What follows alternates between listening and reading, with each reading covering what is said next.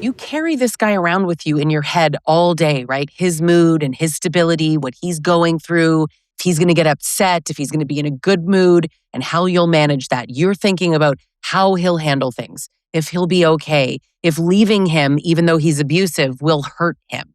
And all of this just weighs so heavily on you. I want to show you where that responsibility actually came from, how he reinforced it in the relationship, and honestly, why it feels so hard to put this all down.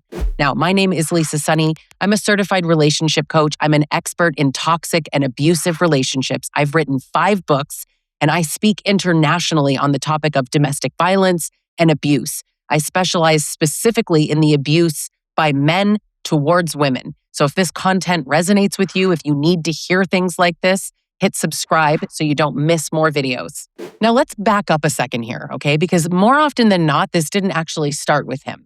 You learn how to read the room and understand people's feelings. You've adjusted in your life in general to keep things kind of calm and steady. And often women get praised for being easy and helpful. They get praised for forgiving and making things easier, right? So when you say no, you feel wrong, you feel selfish, and sometimes that even comes with guilt.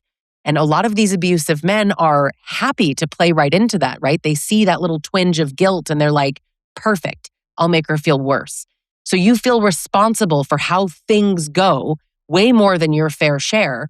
And this is a pattern that you've kind of settled in throughout your life. So you don't notice it as much when you actually get into a relationship like this in your adulthood. But let's talk about how the relationship actually locks that in. His mood is something that you track, and you know when something's off. I know you know his body language or his eyes or literally the way he breathes. You can feel it. And then you do something to prevent escalation. You kind of step in and smooth things over. Maybe your trauma response is to fawn over someone like this. And that might look like, how are you doing? Did you have a good day?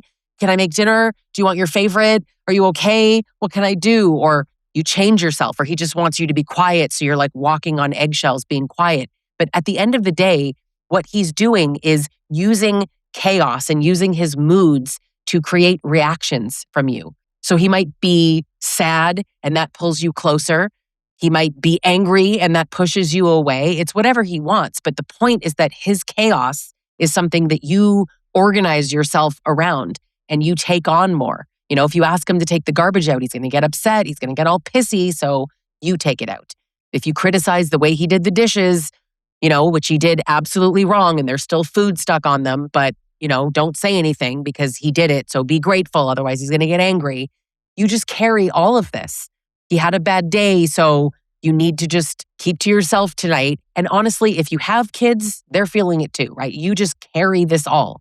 So stay with this feeling though, because I want you to see that feeling responsible isn't the same as being responsible. That feeling that you have can be so strong, and it usually is. It can feel very real in your body, and it can drive your decisions. I think that in most cases, it really keeps you engaged. It keeps you close. And I see women hesitate a lot and even stay in these relationships because they feel so responsible. If you leave him, who's going to do all these things? If you leave him, who will make his doctor's appointments for him? Who'll make his dinner? Who will manage his feelings? It's not always tasks. Who will make him feel better? What will happen? How will he do without you? I always find it such a perplexing thing of how much they make you feel responsible for them, and they act like grown king man baby toddlers, but simultaneously they're leaders and alphas and don't tell me what to do. I know what's up. I know how to run my life. And he can't even make himself a doctor's appointment. You feeling responsible for a man like this, what I'm describing, that's learned. And that matters, right? It feels so familiar.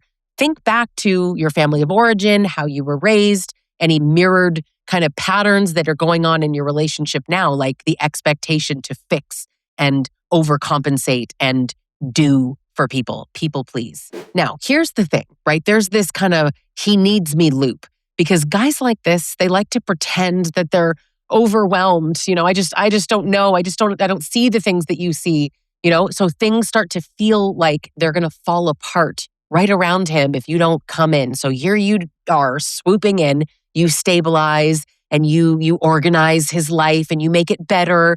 and you handle things that he won't handle.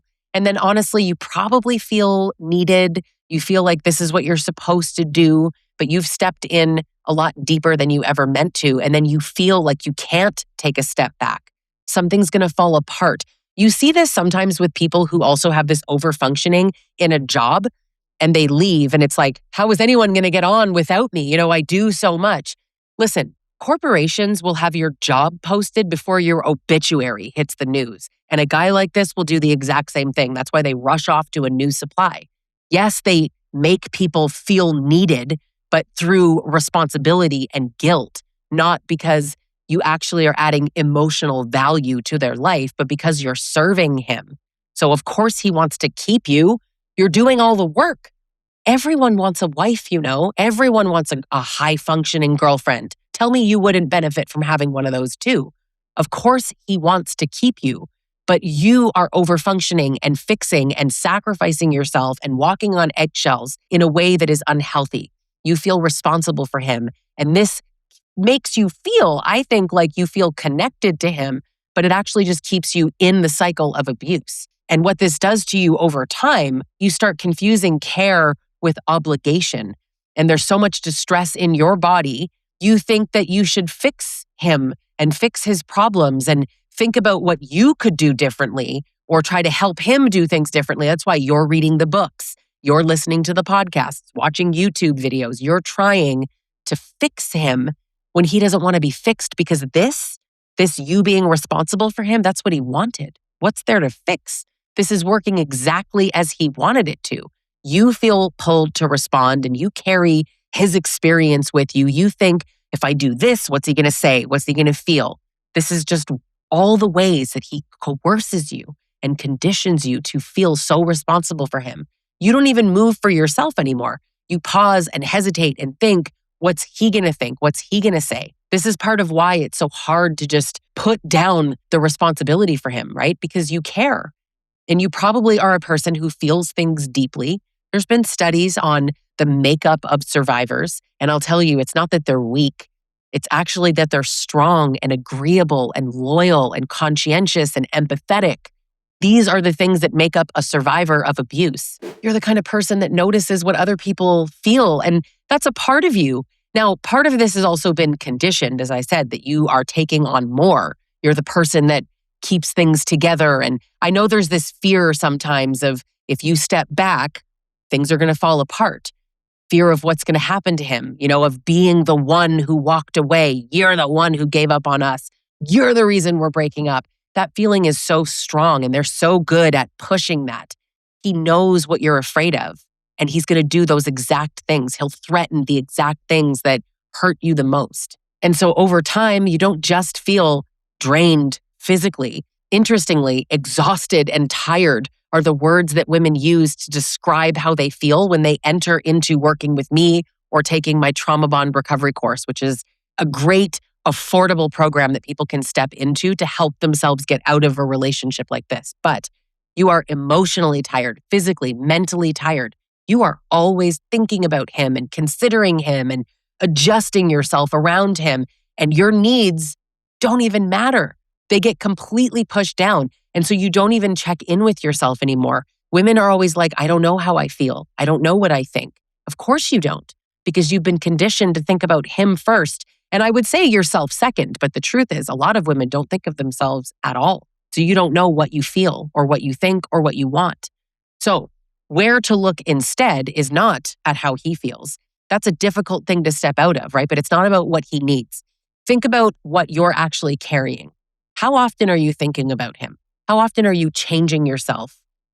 Stay with this discomfort of thinking about when you don't step in and you don't fawn and manage him. For example, a lot of these guys are passive aggressive, right? They come home and you're like, how are you? And he's like, fine. We both know he's not fine, right? You can hear that in the tone. So you're like, well, what do you want for dinner? And what do you want to do tonight? Do you want to play video games or do you want to go for a walk? What do and you're like tripping over yourself. You're fawning. Stop that. He said he's fine. Accept it. Make whatever you want for dinner. Do what you want. I know that that's hard. Don't get me wrong. And again, I work with women to help make this a little bit easier until it feels like second nature. But don't focus on the guilt. Don't focus on this. Focus on what you want. Things are going to start to shift here. If you feel like things are going to fall apart, if you stop holding it together, just notice that feeling, okay? This man, he's an adult. I know he acts like a king man baby, but he's an adult and his feelings belong to him. I had this mantra that I'm big on. You got to close your eyes and you got to move your hands, okay? He is responsible for his own actions and behaviors. He is responsible for the decisions he makes, and just push it out. This is him, okay? His stability belongs to him. You are not here to fix him. He's a grown-up. Pretty sure he's a leader. He's the alpha, right? This is not on you.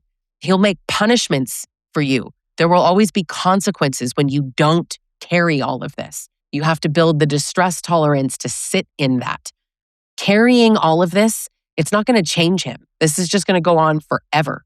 Because you've taken this on, it doesn't mean that it's yours. It feels like it's yours, but it's not. You can care and step back. You can have empathy and not be obligated to do anything differently, right? The actions don't have to change. You can care about someone without carrying the person. So stay with that and hit subscribe if you're not already. And if you're ready to stop this, if you're ready to actually do the work, then join me in my group coaching program, Trauma Bond Recovery Group Coaching Course with Dr. Peter Salerno and I, or enter the self-paced Trauma Bond Recovery course, or you can work with me one-on-one. Thanks for watching, and I'll catch you in the next video.